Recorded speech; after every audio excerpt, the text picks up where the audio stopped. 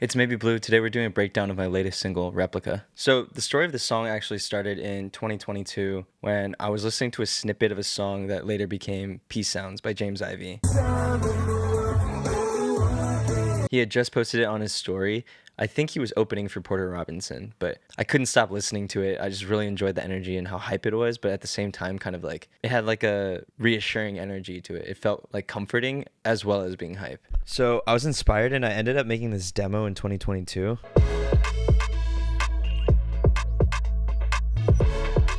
But at that time, I couldn't figure out where to go from here. It wasn't until 2024 that I actually figured out how to finish the track. We can start with the intro. I have these keys that I don't remember how I made, but I froze them and flattened them to save CPU. And I'll solo them now.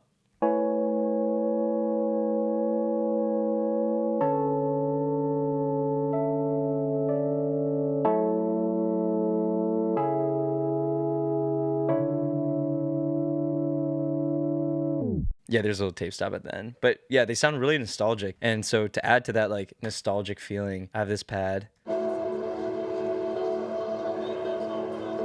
The best way I can describe it is like distant memories. I don't know. I added a tape start to the beginning. We start with this guitar idea.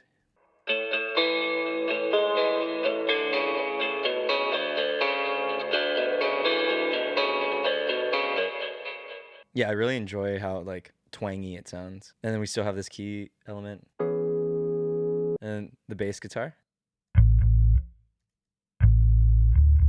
Just super nice, super fat. And I think the drums were really simple in the first verse. This is what they sounded like.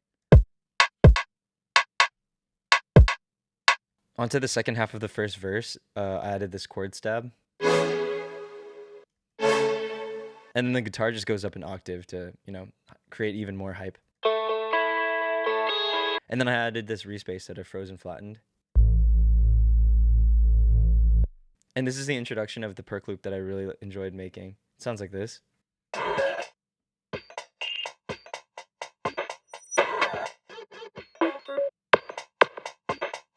Yeah, no, I really enjoy that like dog barking sample.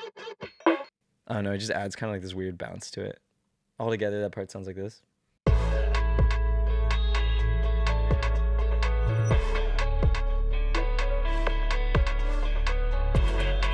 All right, so this is the part that saved this song because I literally wasn't gonna put this song out because I felt like it needed something.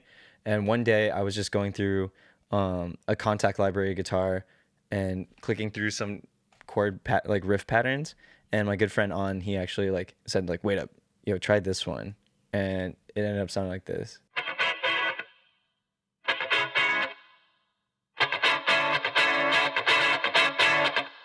So for the chorus, I think there's just a bunch of synth chops and all that.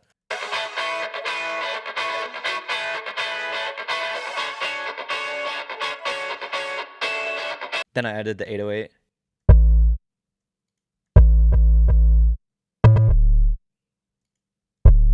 Okay, I have I have no way to prove this, but this I made this 808 in college, and it's I don't know how many of you guys have seen the animated movie Robots, but it's Big Weld. I'll play the clip here. Hopefully I don't get striked, but hey, who's the dame with the sweet keister? I turned his voice into an 808 and then froze and flattened it, and I can't find the project file where I did it, but I swear it's him. Unless you're Blue Sky Studios, then it wasn't Big Weld. The chorus drums are pretty simple in the hook, aside from that perk loop that I showed you earlier. They sound like this.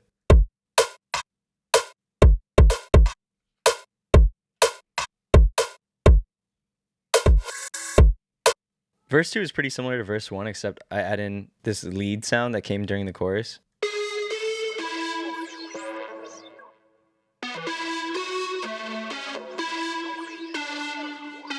The way that sound was made, I think it was an Analog Lab synth, like that VST, but then I put it through this Ableton delay called vector delay. I'll pull it up. It looks like this, and then you can kind of just like manipulate the bouncy balls, like however many there are, and then it makes it sound really weird. Yeah, but I used that and I freeze and flattened it. And then halfway through verse 2, there's this really cute sound. It's like a pluck, and it kind of arpeggiates, and I feel like it adds a lot of movement as well as like levity or hopefulness to like the second part of the verse. that goes in and gets recontextualized in the bridge, but it actually existed during the hook, but as its like chopped up form.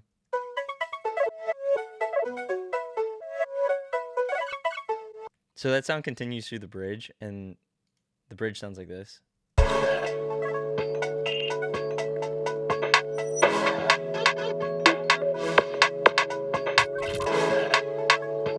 So the final chorus actually starts with a fake out where you don't have all the drums and 808s and everything hit on the one. You kind of like tease it in. And so there's this like sub impact that happens. And then after the sub impact, everything comes in. So here's the sub impact. And then I'll play it in context.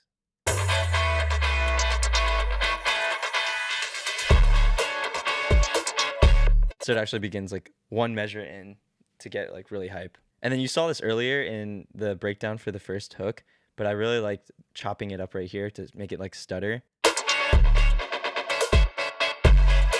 And then the very end of the song kind of gets more chill and breaks down into like an outro version.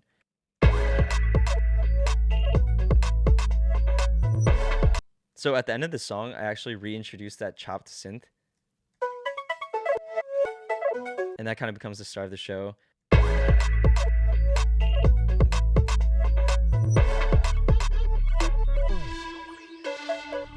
And the very end, I let the delay of that lead sound, the vector delay that I was talking about earlier, play out.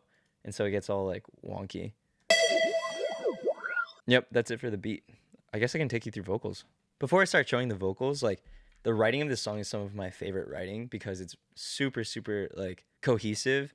I'm a software engineer, so it was really cool to try to use like software development, coding, technology type words to describe the feeling of meeting someone and like falling in love with them, or like a budding romance, but nerd style, I guess.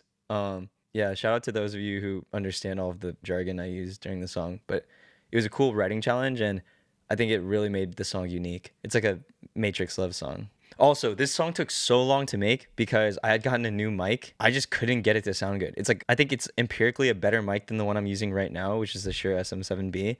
But it just didn't sound good on my voice. Plus, my room's not like treated the best or something. But I just could not get it to sound right. Okay, hold up. Chinese food break. And we're back. So this is a vocal project. This actually took so much time because for the intro, I sang it using the other mic. I just could not get it to sound good. But then I had put so many takes into the intro on that mic that trying to sing it again on the SM7B, I couldn't get it to sound the way I wanted to. So for the first verse, it's just the main vocal, as well as, I call these phone vocals. What are these? It's just very high pass and very like in the background. And then there's a bunch of like vocal candy things I did, like hums. I actually don't remember how I made this. I'm sure it was probably like Shaperbox or some other time-based plugin. So for the build-up part of the verse, we have the main vocal as well as doubles. Take a second to transfer, keep the functions you needed. The chorus is also just the main vocal, doubles, the phone vocals again, this distorted layer. Yeah. Just ad-libs, falsettos. That's pretty cool.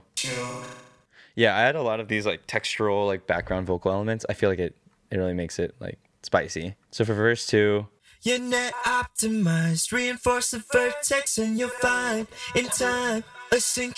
so this is my partner Sabrina. She actually has like a couple guest star vocals in the song. So right here she's saying "Find Time," Find time. and that's layered under my vocals. You'll find in time a sync connecting eyes and And then there's a whole bunch of like little candy things like this instance. instance. It's clear that you're For the second part of verse 2, I actually thought of like doing this thing that Justin Bieber does, and I think "Baby," where you do it like an "oh yeah" after like whatever you're saying, so it sounds like this. lately. I've been updating my cache of highlights. You had a runtime, crack it. Yeah, I thought that was cool to use that technique. So for the bridge, it's actually kind of like this like more intense vocal stack. If you can interface with all you see. So that's like the first part of the verse, and then the second part of the verse actually calls back to verse 1's like lyrics. Like here, I'll solo it out. Take a second to transfer, keep the functions you needed.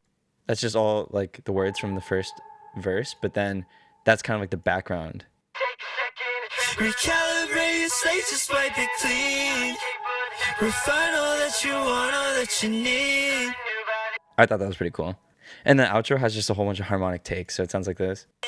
Replica, yeah. Oh yeah, shout out mintgumis again.